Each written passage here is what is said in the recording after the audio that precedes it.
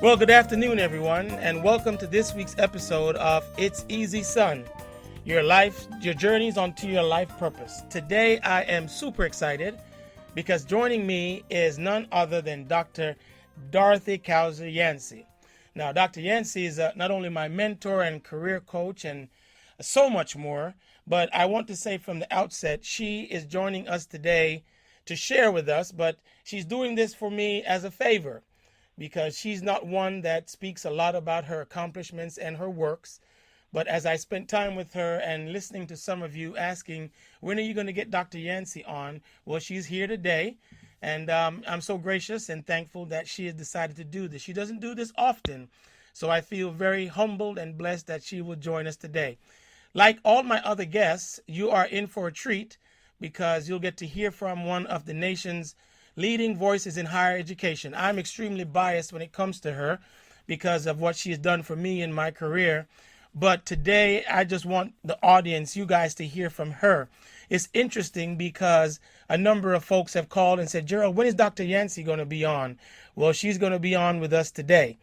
An educator, a motivator, a mentor, and so much more to so many people. Ladies and gentlemen, without any further ado, I welcome today's show, Dr. Dorothy Cowser Yancy. Dr. Yancy, good afternoon. How are you? Good afternoon, Gerald. And I just want to tell you that I want to thank you for inviting me, and I thank you for tolerating me when I continue to cancel every time we had scheduled this. But at least you knew enough. You knew enough about me to understand why I insisted on canceling. But I decided a couple of days ago I have got to do that for Gerald because I have enjoyed the other podcasts that I've listened to that you have been doing, and I think it's a major contribution, and I'm very, very proud of you. Thank you, Dr. Yancy. Well, folks that know me know how I feel about you, and I keep telling people, don't say anything bad about Dr. Yancy around me because I will get angry. And I definitely want to thank you publicly for all that you have done for me. My entree into higher education, how you have mentored, given me advice and counsel, steering me along paths. And sometimes I listened, sometimes I didn't. I accept the consequences of not listening, but you have always been one thing, and that is consistent. And for that, I am so grateful. Well, today. Well, Gerald, I have to tell you something. Mm-hmm. In my career, years ago, I got a job at Barra College. And I was in my 20s, early 20s, and I got this job coordinating Black Studies.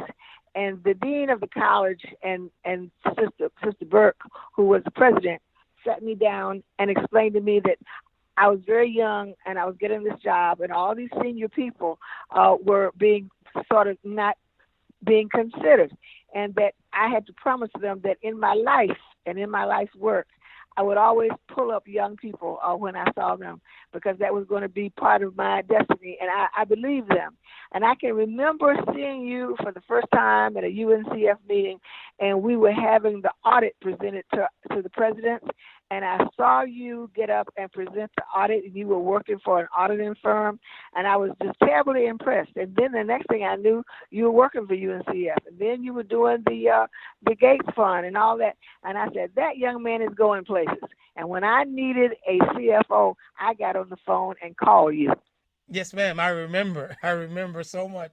And I'm so grateful because when you called me, I was stunned because I was in my early 30s and I was like, wow, being offered a CFO role at 30 years old. So I tell people that story all the time, and they ask me, so how did you do it? I said, well, I can honestly say I don't know, but people always see things in you, and you've always said that to me. People see things in you before you see it in yourself, and that is a gift I think you have in identifying talent for the young folks that you have helped all throughout your career. And so many young people across the United States should be so happy that you did so. So what we want You to never do, know who's watching you. that is correct. So what we want to do, Dr. Yancy, is we want to just hear a little bit about you, your background, your early years, your family, what grounded you, and then from there on through your high school years, and then getting to the great Johnson C. Smith, and then on to higher education and all the things that you've accomplished, the many firsts that you've accomplished. Hopefully, we'll get through all of it in this hour, but I will do the best that we can. So I'm going to stop talking now and turn it over to you. But Gerald, I grew up in a family in Alabama. The county was Cherokee County, and the property bordered on Etowah County. We lived on the county line. And my father was someone who was, I guess you could say, a conscientious objector, because he used to say, if they don't fight at the county line, I won't be going to war. He said, I can shoot right here from the porch. And I grew up with a very stable family. My father and my mother had an unbelievable work ethic, and they were also spiritual. We went to church every Sunday. I grew up United Methodist, and my father always had two jobs. I never knew him to have one job. He worked at the steel mill.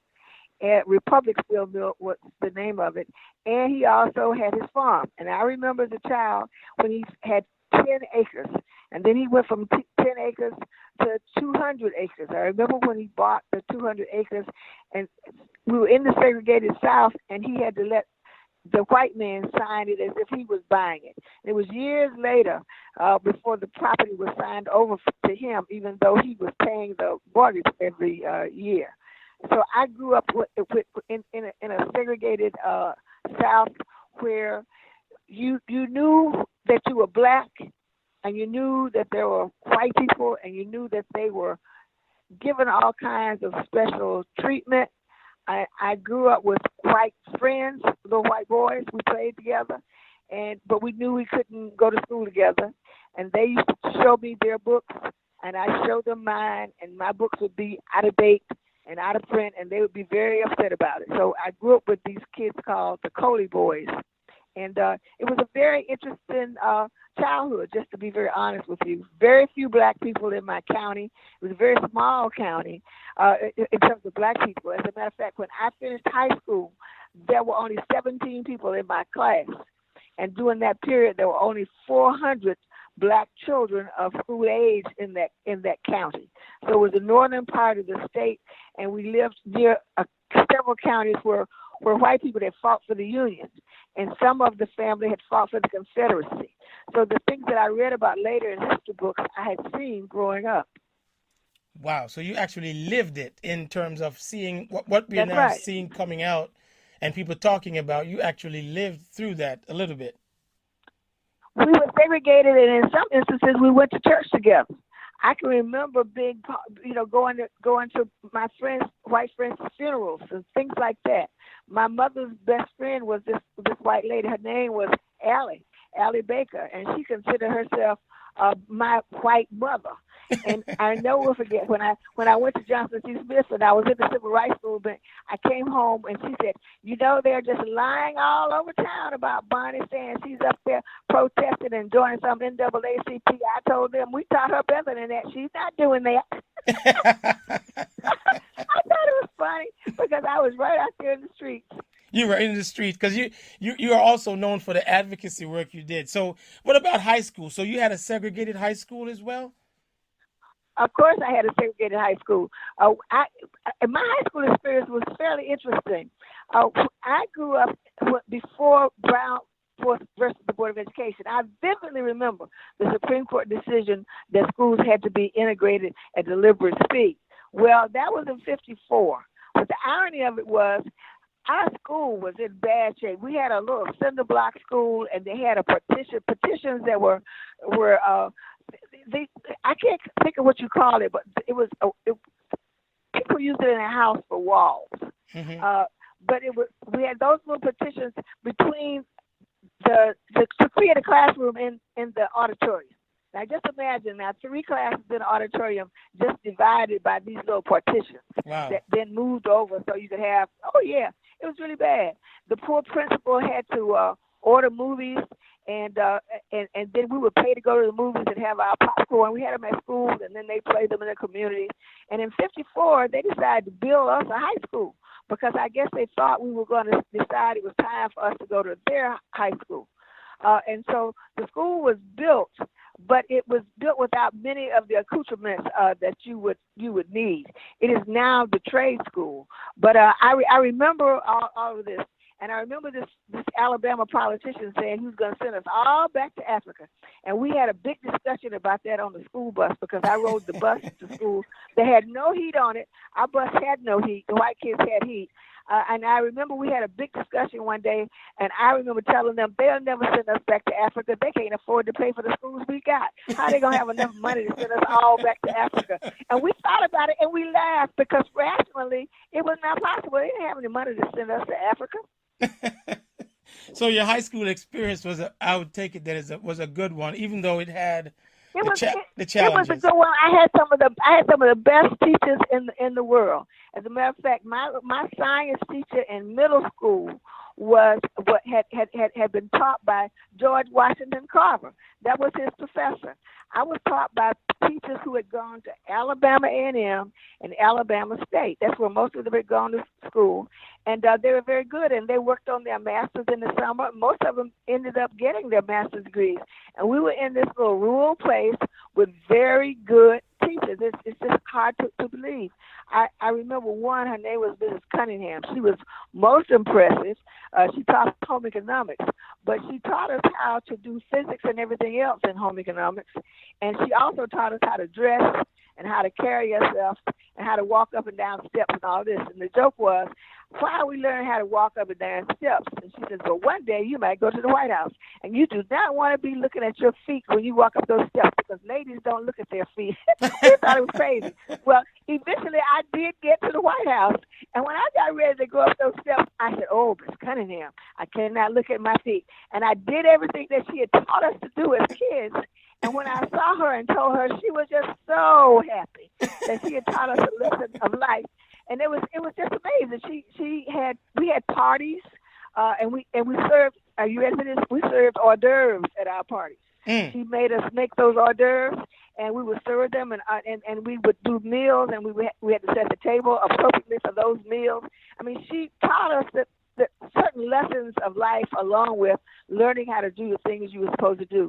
And we used to go to the New Homemakers Future Homemakers of America. That was an organization, and there was a white version of it. And we would compete with kids across the state, and in terms of giving speeches and performances and talent. And so she taught us to be very, very competitive. Wow. So let me ask you this question, Dr. Yancy. How did you get to Johnson C. Smith, from Alabama to Charlotte? How did that work? Well, it's a short story. I was when I got 6 years old, my little one-room school, I went to a school that was a part of the Rosenwald schools. You know, the Rosenwald schools were built throughout the South. Booker T. Washington was involved in that. And so I went to the Rosenwald school that my father had attended. And it was one room, and you had all the grades in that one room. And you just went from one section to another. Well, when I got 6 years old, I started going to that school when I was about 3. And when I got 6, it closed, and they sent us to town, as they said, to the school. And we had to ride the bus and go to school. Well, I remember getting there, and there was this woman who taught, she was teaching first grade. And she played the piano, and she whistled when she played the piano. And I was mesmerized. And I remember going to her and asking her, how did she learn to do that? And then she told me, I said, and then I want to know where did she go to college. She told me she had gone to Johnson C. Smith University in Charlotte, North Carolina. It never left my brain. I was going to go to that place because I was going to have a talent like her. Of course, I never did. And then when we got in high school, the young lady who was a valedictorian in the class ahead of me went to Johnson C. Smith. And I decided, well, I'm going to follow her to Johnson C. Smith. And so I applied. And I applied in the place else. That's where I decided I was going. I made my mind up when I was 6 years old. 6 years old. Wow. So that's right. See, people don't understand the impact that your alumni can have on children, and they can be your greatest recruiters. You can have all the admissions officers you want, but your alumni are great recruiters. Yeah, and you know we're going to get to that in a minute because you are one of the best, in my mind, higher education presidents, regardless of institution. But we'll get there in a minute. So Johnson C. Smith, great institution, where you hired me to start my career in higher education. What was that like for you as a student? How was Johnson C. Smith and the impact Well, it had? my grandmother did not want me to go to Johnson C. Smith. She didn't want me to leave home. I had rheumatic fever as a child and had been fairly sickly, as they say, and that was just too far away from home. My sister and my aunt had gone to Clark College, and my sister next to me had gone to Alabama A&M. And just the idea of going someplace that people didn't know anything about. My mother told me that she hadn't lost anything in North Carolina, and she would come up there when I graduated. And so they did not take me to college. I can tell you this. I just turned 16. My dad took me to this little town called Rome, Georgia, and put me on a bus, and the bus took me to Atlanta, and I had to change buses, and I had to change stations because, there was Trailways and Greyhound in those days. Mm-hmm. And they didn't all go to the same towns. At any rate, I got on the right one, had all my stuff. You had your foot locker and your suitcases and all that. I had all my belongings, and I get to Charlotte, and the school had students coming to the bus stations meeting people, and they took me to my dormitory. Oh, I was so disappointed. I lived in Berry Hall, and they had been a dorm for men, and here I am in this little room. I knew what some other rooms looked like because I had visited over at Alabama A&M, and our facilities in terms of housing were not the best. And so I was very disappointed. But my mother had told me I would not be coming home, and that for me not to even let it cross my mind, there would be no transferring or coming home. Wow. I had parents who were, that I would stay there until I graduated. My daddy gave me his checkbook, and I was supposed to write a check for things that I needed. She said if I got sick, she wanted to hear that I had gone to the doctor, and the doctor had given this diagnosis. She didn't want to hear nothing about I was sick. She wanted to hear I was getting well. So it was very, very, very interesting. And so I got adjusted and made friends, and it turned out to be one of the best experiences of my life, as a matter of fact. As a matter of fact, that freshman year, I decided that I was going to go to graduate school. And I had just gotten there, and I was walking to my dorm, and there was a young man on campus named T. Willard Fair, who just knew everything. He came out of Winston-Salem, and so he saw me. He said, "Young lady, what are you studying?" And I said, "Well, I'm trying to make up my mind. I don't know what I'm studying. I don't really know what it is I want to do." He said, "Well, you need to get that together." He said, "I'm going to graduate school, and I'm going to Atlanta University, and you need to start thinking about going to graduate school right now."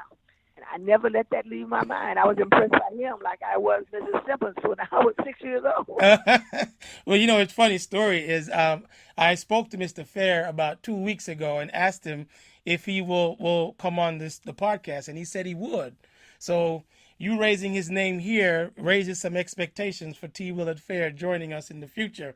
But Johnson C. Smith, a great institution that has educated so many young African-American minds who have gone on to great things. I want to pause right here and ask your opinion about the HBCU experience and what that meant for you, not only back then and throughout your career, but what, as you're looking at it now, what do you feel and sense about the HBCU and their purpose in our nation and world today? Well, Johnson C. Smith reinforced what my parents and my sisters and relatives had already started. We were taught that we could do anything when we were growing up. And I had a grandmother who probably went to the third or fourth grade. All I know is she believed that you could do it and that you were just as good, if not better, than everybody else. My father was a ninth grade dropout, and my mother was a sixth or seventh grade dropout. But we all knew we were going to college. The question was where. So this confidence and the ability to do had been instilled in me from a child growing up. And when I get to Johnson C. Smith, I see all these people, and I decide, okay, I can do this. And we were encouraged at every turn that we could do and that there were rules of life and, certain things you had to do. But I got involved in student government. I was actively involved in my classes and my friends and my study groups and all that. And as a matter of fact, I have lifelong friends from college that I still have. I mean, we've been dying fairly fast lately, but I still have friends from college that I met that first year I went to Johnson C. Smith in Berry Hall. We lived in Berry Hall, and we became lifelong friends. And that was something else that I got. It gave me confidence in myself, but it also helped me to develop relationships that have served me well over my lifetime. I know people who have gone to major institutions who don't have any friends. I mean, I don't quite understand that, but I stay close to my professors. I stay close to the people I met in my classes and the choir. I sang in the choir. I was very active, a very active student. I was very involved in the protest movement, the civil rights movement.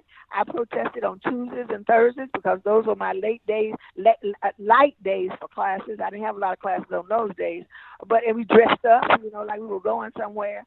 And I remember one day someone was tooting their horn at us as we were walking downtown Charlotte. And I said, why aren't they out here protesting? And so one of the other students said, well, somebody got to go to work. And so they're going to work because if they come out here and protest with us, they're going to get fired. And that's when I realized, oh, my Lord, this is a dangerous thing we're doing here. But we got to protest so they can work and then we can get better jobs. Yeah. I just thought we were changing the world. Johnson C. Smith, I was taught to believe we could change the world. So, given what you see happening with the young people today, and you are a two-time president of HBCUs, and you serve on several boards in HBCUs and such, when you see the young people today, and they're out protesting, does it bring back memories of when you were out there in the 60s and such? And do you think anything has changed with what you see happening right now? Well, every generation has to write its own history, and no generation is going to do it the same, but they will learn things from the generation before them. My mentor as a protester was Charlie Jones and a few others who had founded SNCC. And we followed them, and we had meetings, and we learned how to protest. We learned how to demonstrate peacefully without fighting back, and that was the most difficult thing I have ever done. Without my partner, my protest partner, and my marching partner, the last time I protested, died from this virus recently in New York, and that really, really hurt me because all of that came back to my memory. But what I'm saying is that I am just proud of the students we have now. I sit in on the education committee. I chair it at Morehouse, and I sit with students. There are always 3 students there. And over the years, I have always been impressed by the way they approach life, the way they approach their classes, and the way they approach their future, and the excitement that they bring. They are just excited about what they're doing as we were. Of course, they're not going to do everything the way we did it. And of course, they're going to do some things that will backfire, but we did too. And you have to learn to accept each generation and support them. That's what I think. Yeah, support is always key. So you're at Johnson C. Smith moving forward. You're at Johnson C. Smith and you graduate, and then your next steps, and where do you go from there? Well, before I graduated, I was a student that never knew what she wanted to do. When T. Wheeler accosted me on the grass that day, I really did not know what I wanted to do. For the first week of school, I was majoring in chemistry. And I went to sleep in class a couple of times. I said, I got to change this. I'd never gone to sleep in class before. So I changed that, and then I majored in math for about a year. And then I changed that, and then I was sort of like floating, and I majored in social science, and I majored in that for a minute. And then I changed my mind, and then I decided, you better get a major in something, girl. So I majored in history. So I finished my major in history and in social science. But along the way, I met a professor named Dr. Stephen Klefka, who was Jewish and had been in the concentration camps in Europe during the war. And he took me by the hand and sort of became my mentor and explained to me how I was going to graduate school. And there was a board where they used to post all of these scholarships and graduate assistantships and all that at graduate schools. And he made me work on that board, and I'd come to his office, and we would work on my application. As a matter of fact, he typed all of my applications because I did not know how to type. He typed all my applications. He helped me do my story about my background and why I wanted to go to graduate school and all that. And we finally settled on 5 schools, and I applied, and I got admitted to all of them, and I got scholarships to all of them. But I went to University of Massachusetts in Amherst. But prior to that, there had been a push to integrate the University of North Carolina at Chapel Hill. And the Southern Education Foundation was doing that all across the South for these big schools, University of Alabama and all of them. And I was selected along with another young lady at Johnson C. Smith who was graduating to go up to Chapel Hill. And so as of that Friday before graduation that Monday, we did not know whether we had been admitted or going or not. And I remember the dean made a phone call to somebody. I don't know who he called. But when we got ready to graduate that Monday, we knew that the next Monday we had to be in Chapel Hill. Wow. And so I get to Chapel Hill, and it's the summer of '64. You got to remember, this is the summer when Cheney and all of them were killed down in Philadelphia, Mississippi. Mm-hmm. And I remember being in the dorm, and Shirley Wilson was my roommate, and we both graduated from Johnson C. Smith, and nobody would speak to us in that building. Even the nuns didn't speak to you except in the bathroom. It was a strange kind of an environment, and I remember just sort of being sort of scared to death. And I was so scared that I took an exam, and I didn't pass my exam booklet in. You know, you had to buy exam books. And there was an oath on there that you would not cheat, and you signed all of them. And so I passed in the wrong one. I passed in an empty one and kept the one that I had written my exam on. Wow. And when I got home that weekend, I looked and I saw that I had not passed in the right book. So that Monday morning, I was sitting at the door when the professor came to work. He said, "I was expecting you." And so I told him what had happened. He says, "I believe you." He said, because I said, "Well, you know, I'm sort of nervous and scared." He said, "Well, young lady, let me tell you something. You got to get over this. You can't be nervous and you can't be scared. You got to just go out here and do it." And he says, "Don't ever do this again." He said, "But I will let you pass this time because I believe you're too scared to cheat." Wow. And I was too scared to cheat. But I also knew that I was not going to stay in Chapel Hill because it was the strange school town. The bus station was like the dividing line. On one side of it, you know, it was integrated. On the other side of it, it was segregated. I said, "Lord, just get me out of here." Didn't know that going to UMass, I'd get called a nigger the first day walking down the street. So it was an interesting experiment. But I guess I was just sort of brazen and just determined that I could do whatever I had to do. Even getting to Massachusetts was an adventure. My father was a Mason. And the train only stopped in Birmingham, and then the next stop was, Atlanta. And so there was a little town called Piedmont that the train passed through. And so I didn't know how I was going to get to Massachusetts. My daddy said, "Don't worry, we're going to go over there and we're going to buy you a ticket." He said, "On the day the train, you're supposed to get on the train, I am going to stop the train." Man, I thought my daddy had lost his mind. I said, "You're going to what?" He said, "I'm going to stop the train." Man, we go over there, and I got all my stuff, that same Foot Locker. As a matter of fact, I still got that Foot Locker. Got my Foot Locker and all my little suitcases. And my daddy threw up some kind of sign and did something, and that train came to a screeching halt. And the men who always helped me on the train, the porters, one of them came to my daddy. He was black, and my daddy told him, he says, "My daughter is going to Boston, Massachusetts." My daddy, as far as he was concerned, UMass was in Boston. It could not be in Amherst. There was only one city in his mind. Mm-hmm. And so he said, "She's going to Boston." He says that she got to change trains in Washington, D.C. "When do you get off of this train?" The man said, "I get off in Washington." He said, "Well, you take care of my child. You make sure she gets on the next train." The man said, "I will take care of her." I want you to know he took care of me all the way to Washington. And when I got to Washington, he said, "Don't you move. You stay here." He called his grandson to come and spend the day with me and give me a tour and put me on the train to Boston. Now, that's how I got to Massachusetts. My daddy stopped the train. Wow. But Dr. Yancy, you could throw some kind of sign. I never heard of that. Probably a Mason sign. But you said something I want to just stick a point in that also hit home for me, because when you had asked me to come down to Charlotte, I was in D.C. and I was afraid to go down south. Ignorance is bliss because you hear so much. But when I lived in North Carolina, I was never, or any of my family or children were called the N-word. But oddly enough, when they moved north, that's the first time they end up hearing those words, directed to them. And there's a sense that the South and the North, there's a difference. But what I have come to realize, I think there's a quote that folks attribute to Malcolm X that says, the southern United States is anywhere south of the Canadian border. I have started to That's right. That's believe right. that because I've experienced it. But is that something that has always been like that, or is it just It's that all we want to romanticize it? It's always been that way. It's easy to talk about segregation and the place for Negro, et cetera, when it's not in your community.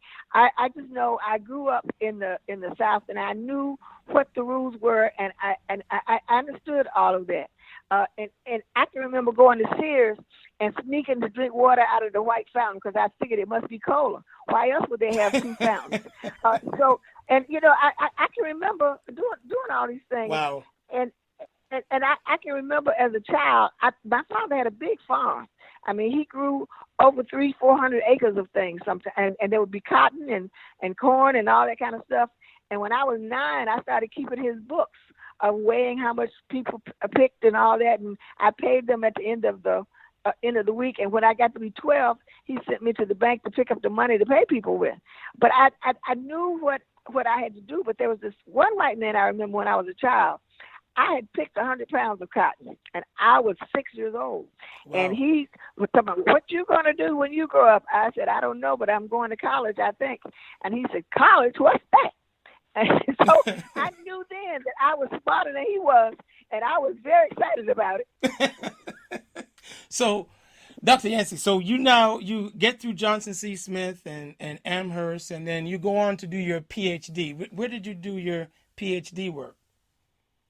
Well, even UMass was very difficult. I get there, and they assigned me an advisor who was racist. And I had difficulty with him. He had been in John Hope Franklin's class at Harvard, and as far as he was concerned, he was a liberal. But he told me that I was the first black student they had ever accepted in the history department at UMass from a black college, and if I didn't do well, I'd be the last. He told me that the first day I went to his office. Wow. And at 19, I'm 20 years old. I just turned 20. And it scared me to death. I said, oh, my Lord. And so I just had to keep pivoting and adjusting. And I remember getting assigned some difficult turn papers and things to write.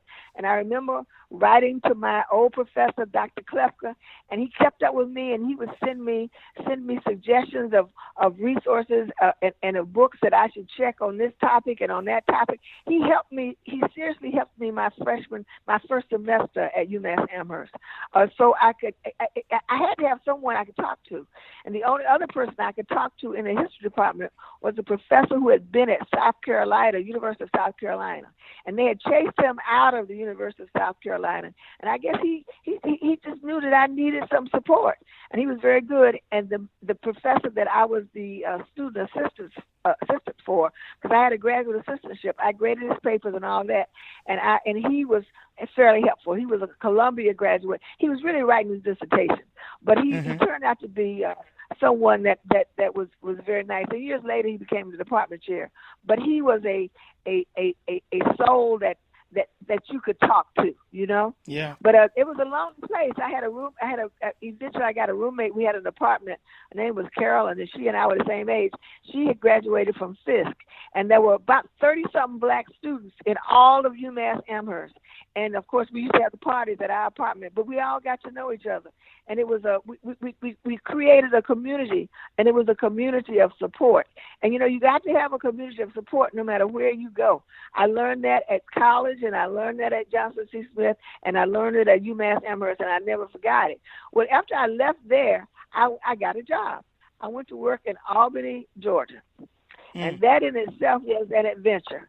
One of my classmates at UMass Amherst was a professor there in English, and he convinced me to come down there to work. And I had thought about going to Alabama A&M, but I was so disappointed. I applied for a job, and they interviewed my sister instead of me because they said that was good enough. They could figure out who I was from talking to her. And I said, I can't go to a place to work where they interview my sister for me. I know that sounds crazy, but that really happened. Wow. Wow. so, Wow. so I said, okay.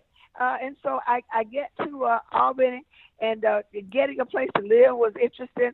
And one day the newspapers read, Negroes Run Wild. See, the Civil Rights Movement in 1964 and 65 was still going on in Albany, Georgia. You got to remember. Oh, wow. Albany was a hotbed. It was Mm. a hotbed. And that was where I had gone to work. But it was an interesting place. I lived on Marie Road, and my degree from UMass was sent to me through the mail, and they put it on top of the mailbox, and it got wet. I said, I done worked so hard, and now my little stuff is wet. I was so disappointed, I had to dry it out. But that was an interesting experience. I guess the one thing I can say that I learned from Albany State was my office mate was an older woman. She was in her 60s, and she had been a jeans teacher. You'd have to be in education to understand what that was. These were people who taught in the schools and taught people how to teach back in the days of FDR, the New Deal, and all that coming up. She knew how to teach, and she taught me how to teach. And I never forget, she says, now, young lady, you must take the students where they are, and then you take them to where you want them to go. Wow. If they fail, it is your fault. It is your fault because you have failed if they fail. And I never, ever forgot that. Wow. So then, Dr. Yancy, let me ask you this. I'm not going to go into some aspects of your career that I don't think many people know. You ended up at Georgia Tech, and I believe you became the first black tenured professor at Georgia Tech. Could you expound on that? I was the first black professor who became a full professor, and I was first to be tenured, but I was first to become a full professor. You know, you got assistant professors, associate professors, and full professors. I was the first black full professor, is what I was. And what was that And experience like? What was that Oh, experience Lord. like? Well, you know, you go there and you're the first professor. And there'd been a professor there before me, but he was like part-time. He had, in the history department, he had taught a black history course, and he wore a dashiki. I found this out from the students. When I went there to be interviewed, I saw some students sitting on the wall, on the corner there. And I went down and sat down with them and talked to them to find out what their life was like at Georgia Tech. And, you know, they're still my friends. These same students that I met on that corner. They told me all about the department and all about the school and everything, and the students had their heads on property. They knew the rules of the road and what they had to do and what had to be done. As they say, my tech will kick you, and so you have to hit the road running. And so you go in there and you prepare to do your work. And so I observed what my white colleagues were doing. And I noticed that they came to work on Saturdays and some of them on Sundays. And so I went to work 7 days a week when I needed to. I mean, there was no such thing because you sort of got behind when you did. It was like you had to run really fast to do what you needed to do. But I knew that I could not survive there in isolation. And so I went over to the Atlanta University Center and I made friends with young men in the history department at Morehouse. And we became best of friends, and they helped to guide me, and I helped them all through my academic career. And I made friends at Atlanta University. And so then I went to graduate school at Atlanta University to get my doctorate. But prior to that, I had been a professional student. In between my master's and my doctorate, I had gone to school at University of Illinois Circle campus. I'd had a Fulbright to the University of Singapore through Washington University in St. Louis. I'd gone to Northeastern University in Chicago. I'd gone to Hampton University. But my daughter says I should never tell anybody about all this because they would think I'm crack crazy. She said nobody goes to as many schools. I had enough graduate hours to have a PhD. Anytime I wanted to take a course, I took it. I decided that I wanted to learn something about that. So I became a professional student. And wow. Then when I got to Georgia Tech, the old boys made it clear to me that I needed to get a PhD, or else I was not going to have a job. And I said, well, let me get myself together. So one of my girlfriends, a friend that I had met at Albany, Georgia, called me up one Saturday. She was over there in school, and she said, Doc, you ought to come on over here with me. I said, oh, my Lord. And she was getting a PhD in political science. I said, okay. And so I looked into that, and I went on and I registered. And I went part-time at first, and then I took the year off and went full-time.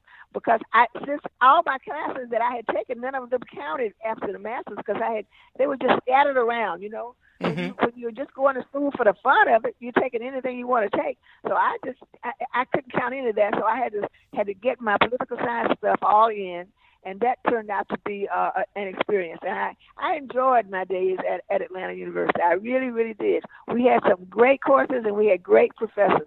My professor, I had one professor who became my graduate advisor. He was considered to be very difficult. His name was Bob Holmes. I know he won't want to hear this, but nobody would let him advise them for their dissertation. I picked him. And I dealt with him, and we had a great experience together. And we're still friends.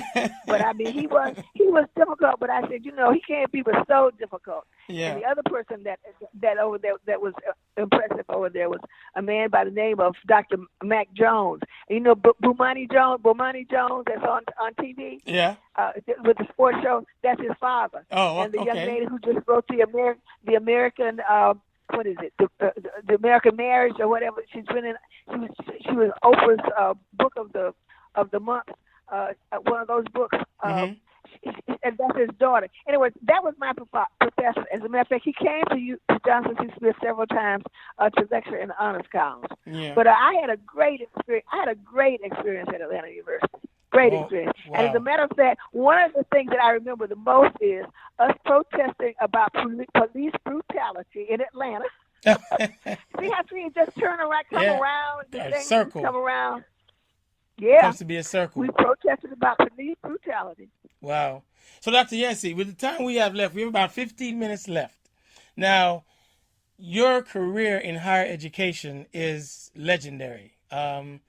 People that know you, those of us that know you well, know the amount of young people that you have mentored all the way to them becoming presidents themselves and the network that you have created. So what I want to do is wrap your career around you being a president at Johnson C. Smith, going back to your alma mater to be president, and also Shaw University, these boards you serve on for higher education institutions. And if you could just walk us through the intersection between being a president, what the job is, and as a former president, what words of wisdom would you have for young people? Because this podcast is really about trying to get young people to see that there is a path to somewhere, but there typically is not this, straight line there. So how could you tie your roles and responsibilities as a president and how you inspired young people to be more than they thought was possible? There is no straight line. I remember getting to Georgia Tech, for example. And for years, I was embarrassed that I had taught school, that I worked there.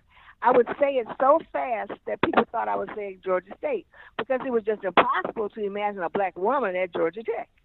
That was just not the thing. But I decided that I was going to be successful there, and I was going to make a map of how to be successful. So I looked at all the professors who were professors and looked at their resumes and what they had accomplished and what they had done. And since they don't tell you what you have to do to become a tenured and a full professor, I used that as my roadmap. I said that I'm going to do that and more. But I also decided something else. This is something that people don't talk about.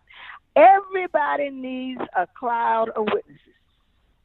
And since I had always been student-centered, I became connected to the black students at Georgia Tech, and we became very close. And I found out that they could come there with 1,400 out of 1,600 on their SAT and fail. And it was the culture and the environment that was destroying them. And so we worked on that, and we created something called the Office of Minority Affairs, and it is still there. It is still there supporting students. That's my legacy. And I know that you can learn to do the things you need to do. It's not that we don't have the mindset and don't have the ability. We're not given the opportunity. I am an accidental president I walked out of the classroom into the president's office as president. I learned my job. I stayed at night, many nights. I read the file cabinets. I read everything that was in that office. I said, I have to familiarize myself with this. I have to learn. Then I knew I had to be mentored. And so Dr. Gloucester, Mabel McLean, and others mentored me. Dr. Costa, I could pick up the phone and call people. You got to know what you don't know to be successful, I think. That's because a great you word. can get it done. And then what you don't know, you need to hire people who can do those things. You cannot be somebody who thinks they know it all. You got to put your trust and confidence in other people, and you have to hire people who are smarter than you or as smart as you. I always had a weakness for young people because I know that they can learn fast and they run fast and they're hungry. They're hungry for success. And I can work with that because I can work all night. I can work with that. And so we could get along. But we had enough older people, too, to make the difference because you have to have the balance. If you will go back and look what I put in the technology, I had a young man by the name of Franklin Patterson. He's now running IT down at Bethune-Cookman, and he's put together other schools. But I had a young man, an older man by the name of Frank Parker. And between the two of them and me, we were able to put in that infrastructure for the laptop. So you got to get brains from everywhere. Right. And you can't be shy. And you just say when you're wrong, because we would argue and we would fight. But the point is we would come up with a solution, and that is what is important. And so I recognized that I had to have young people, old people, and people in the middle. And it's just that basic. And I had one young professor who came to me who says, you've hired all these young professors. You need to have meetings with them at least once a semester to talk to them about how do you get to be promoted and tenured and move to the next level and publish. And so I would meet with them and explain that these are the things that you have to do if you're going to stay in higher education. Your degree got you here, but it will not take you to the next place. Wow. Mm-hmm. These are the things that you have to do. And you need to set about doing it. And I don't need to hear about how you don't have any time. There are 7 days in the week, and there are 24 hours in a day. And you need to figure out how you're going to use that time so that you can be successful. And you need to get some mentors along the way. And you need to get, there's another word that you have to have. Not just mentors, you have to have a champion. You have to have people who are going to drop your name in the right place. Right. Because they are already in the right place. And that's how you get to the next level. The mentor helps to prepare you. The mentor can't always put you at the next spot. But, Doctor, so given what you just said, young people today, I would say young people, young professionals, they're in the midst of this COVID-19. And when I listen to, I read a lot. And when I always read the comment sections, especially if it's online, and the varying opinions that folks have. It's almost as if there is a sense of despair. But the young people are seeing things differently than, I would say, even my generation, we do. How do you approach a young person today and have them to strike that balance, the hunger, but they're looking at this situation that looks almost hopeless? What advice would you have? The other part of all of this is, like every generation, there is something called white privilege that you have to fight. Just because you get into the door and just because you're qualified, meritocracy does not give you what you're supposed to have. You need to remember that. You have to keep fighting for what you want. Because generally, we make less money than white people when they get these same jobs.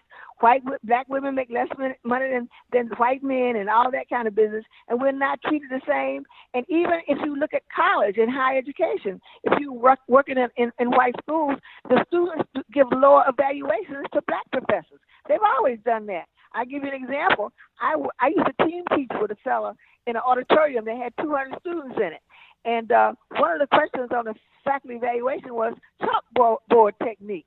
And he always got the highest mark on chalkboard technique. The irony of that was there was no chalkboard in the room. Wow. So that ran his score up. He got evaluated higher on everything. And that's what that was all about. But the thing that somehow or another we have to keep our students to understand that there's a roadmap to go all these places. But your map is going to be different. and it's going to have curves, and as my sister-in-law would say, mud holes and bumps, and you got to be able to pivot and keep going, because it's not about the fact that you are not good and that you are not qualified. You're overqualified. You got to fight the battle, as we used to say when I would go to work at Georgia Tech. You got to fight the Philistines every day. Oh, wow. Well, Dr. Yancy, this is a very, very rich conversation. And as I'm sitting here listening to you, whenever I get the chance to speak with you, which is fairly frequently, I always leave inspired by what you have to say. When you look at the cadre of folks that are looking to be leaders today, what are some of the qualities that you think, not only in higher education, but just leadership in general, what are some of the qualities that people who want to be leaders, that they should be honing their skills around, or they should be putting front and center or top of mind in order for them to be really recognized and appreciated as a leader? Well, I think number one, they got to have people skills. If you don't know how to treat people and you don't have people skills, then nobody is going to follow you anywhere. You have to be able to give credit to people who have great ideas, because you don't have all of the best ideas. People around you should have great ideas. You got to be able to be willing to put in the time. That is very important. I've never asked anybody who works for me to do anything that I was not willing to do. There was no way you could put in more hours than I could put in. It is not so much the hours that you put in, but we worked in situations at HBCUs where you had to put in more hours because you always were understaffed. And that's the reason why you had to work late at night and come early in the morning. You have to have a passion for what you're doing, and you got to believe that it is a part of your life's work. My problem was always I had a passion for students. You could do a lot of things to me in my school, but don't mess with my students. It's true. almost like the customer is always right. Yeah. In my mind, the student was always right. With a few little twerks and twists, the student is generally right. I had a colleague tell me that years ago. He said the student will always tell you the truth, Dorothy, the unvarnished truth. Right. That and it is might true. be a truth that you don't want to hear, but you need to heed it. You need to pay heed to it, because if you take that truth, you can move forward with it, and you can take your school to a lot of places. That was the word he gave me before I went to Johnson C. Smith, because they all thought I was crazy, leaving my comfortable job at Georgia Tech to go to Johnson C. Smith where they didn't have any money. And they were right.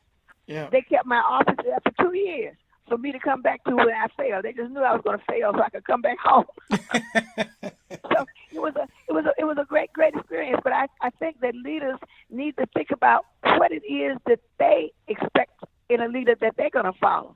And I believe in the old thing of Lincoln, management by moving about. I believe in moving around and moving about and having your ear to the ground so you can know what it is people are saying, what it is people want, what it is you can do for people. Because after all, it's the people that are going to make you successful, and they're going to make your enterprise successful, because that is the organization, the people. Oh, wow. That is awesome.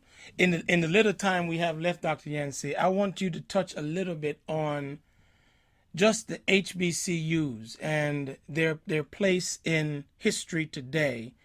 And I know you're retired, and I hope you stay retired because this era is rather tough. When you left Johnson C. Smith, we thought you were going to be retired, and then you became president of Shaw, and you have an affinity for HBCUs. Given what you're seeing happening today and the wave that's coming, where do you see HBCUs in the context of higher education landscape for the next, 5 to 10 years? And what do they have to do in order to capture what's happening right now?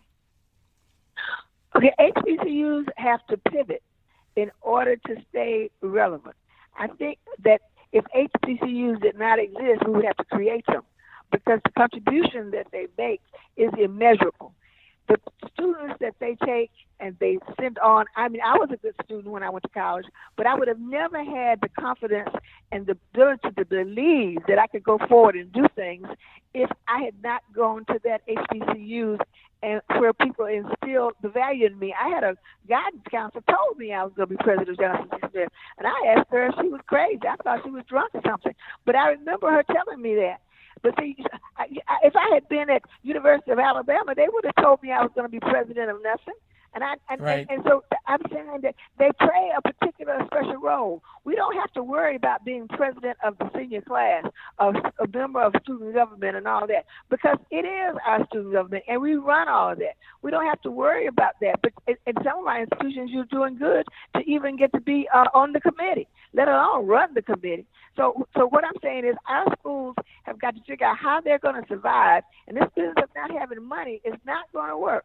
We have got to figure out how to deal with the resources that we have and get more out of it. I think you're going to end up with mergers. You're going to end up losing schools. The numbers are going to be thinned out, and it's about resources. It's not about what they could do. It's going to be about the lack of resources that will hit our institutions.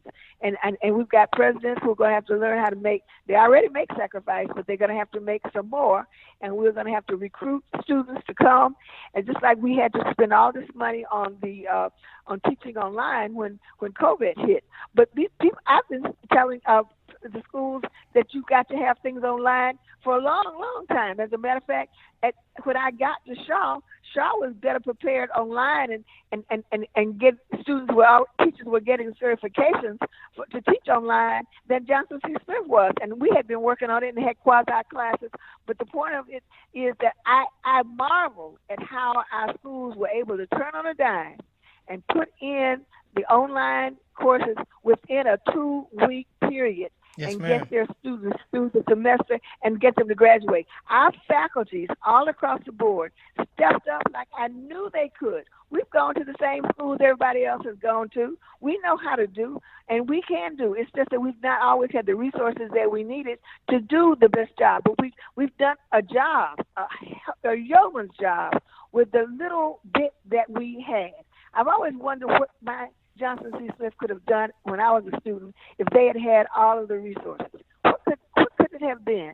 And what could it be now if it had all the resources?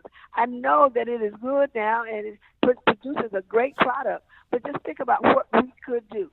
And we know how to teach students who come from poor backgrounds and who come from single parents and who come from places where they're the first one to go to college.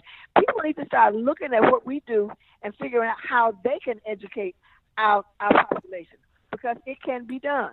And when you look around and look at the people that we have now who are the doctors and the lawyers and all that, that percentage hasn't changed very much of what schools they're coming from and what undergraduate schools they're coming from.